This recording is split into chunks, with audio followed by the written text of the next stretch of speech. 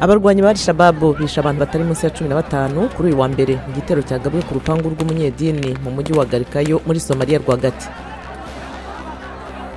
Muri Uganda abakora ibikorwa by'ubutabazi bakuye imirambo mu kiyaga cya Victoria nyuma y'uko ubwato bwiyubitse biturutse ku bihe bibi kwa gatandatu bwahitanye abantu batari munsi ya 31. Perezida wa Chad Idriss Deby yasuye Minisitiri w'Intebe wa Israel Benjamin Netanyahu mu ruzinduko rwa mbere nk'umukuru w'igihugu kuva Chad icanye umubano na Israel mu mwaka 1972. Umukandida w'ishyaka ryo ku buyobozi muri Congo Emmanuel Ramazani Shadari hamwe n'umwe mu bahanganye batavuga rumwe n'ubutegetsi Martin Fayulu bagiye mu misa yasomewe kuri stade yitiriwe abahowe Imana yo gusabira umwepiskopi mushya Fridolin Ambongo. Umufaransa Sébastien Shadow Petrona ufite nyina washimutiwe mu karere ka Sahel muri Afrika mu kwezi kwa 12 mu mwaka 2016 avuga ko guverinoma y'Ubufaransa itarimo gukora ibihagije kugira ngo arekurwe.